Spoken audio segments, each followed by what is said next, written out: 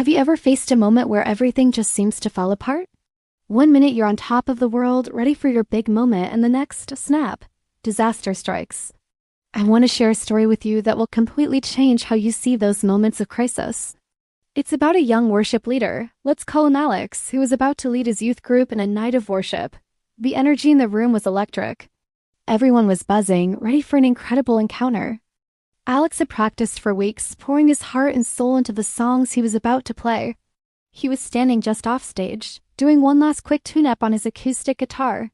He strummed a chord, feeling the familiar resonance, the anticipation building. And then it happened. With a sharp, metallic twang that cut through the background chatter, his high E string snapped. Silence. Alex stared at the coiled, useless piece of wire dangling from his guitar's headstock. His heart sank into his stomach. This couldn't be happening. Not now, not just minutes before he was supposed to go on. Panic started to set in, cold and sharp. He frantically checked his guitar case, his backpack, everywhere he could think of. No spare string. Of course, the one time he forgot to restock his emergency kit was the one time he desperately needed it. His mind raced.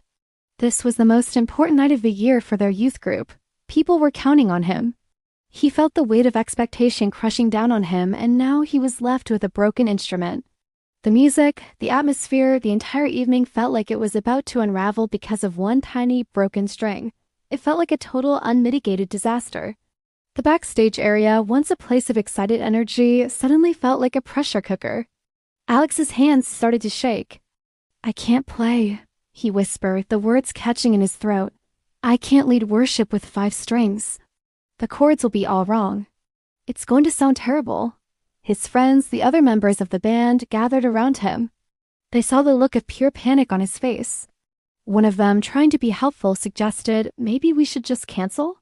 Or at least postpone your set. We can play some tracks from a laptop instead." The suggestion hung in the air. Cancel? The thought was like a punch to the gut. After all the preparation, all the prayer, all the excitement, just call it off? Alex felt a wave of despair. Was this it? Was this how the night was going to end? And failure? He looked at his broken guitar, a symbol of his own inadequacy in that moment. It felt like a sign that he wasn't ready, that he wasn't good enough. The temptation to just give up, to walk away and hide, was overwhelming. But in that moment of near total despair, something shifted. As his friends debated what to do, Alex felt a small, quiet voice inside him. It wasn't about canceling or finding a quick fix. He knew what he had to do. He excused himself for a moment and found a quiet corner backstage, clutching his wounded guitar. He closed his eyes, took a deep breath, and just started to pray. It wasn't a fancy or eloquent prayer.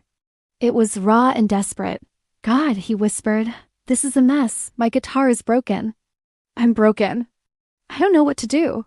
He thought about the stories he'd read in the Bible about King David, the shepherd boy who played the harp for God.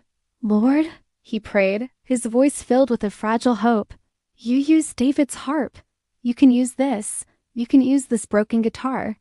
You can use me. Please take what's broken and make something beautiful out of it." In that quiet corner, he surrendered his plan, his pride, and his panic.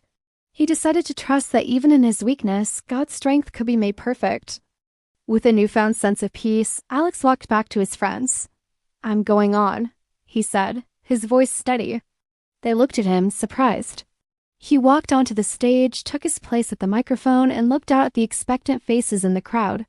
He didn't make an excuse or an announcement about his guitar. He just closed his eyes, took a breath, and began to play. And what happened next was nothing short of a miracle.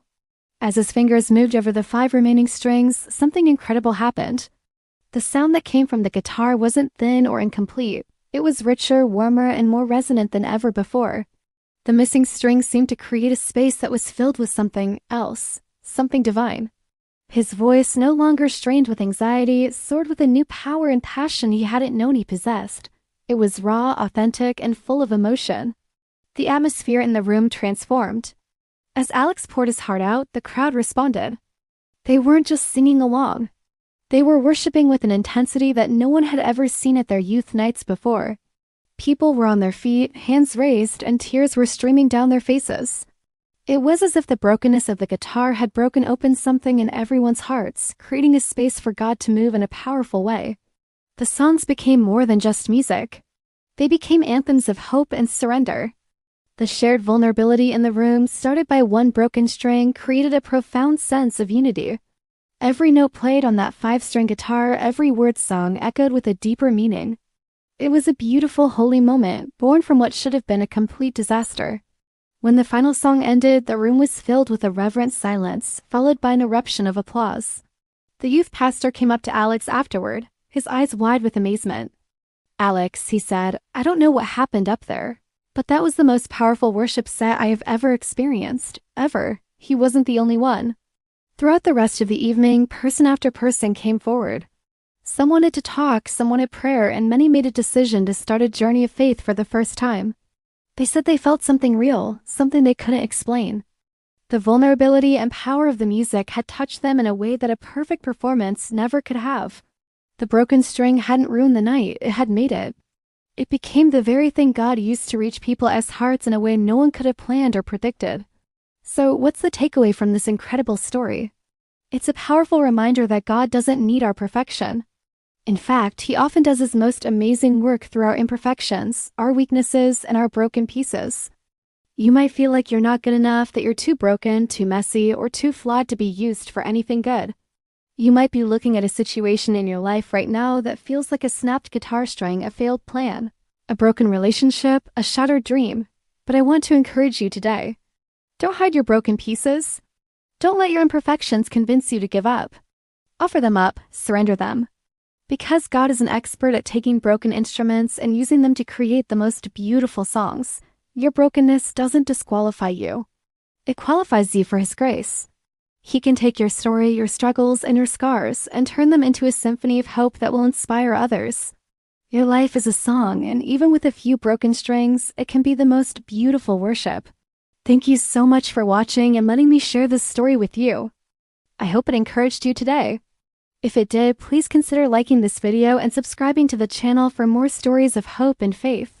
We'd love to have you as part of our community.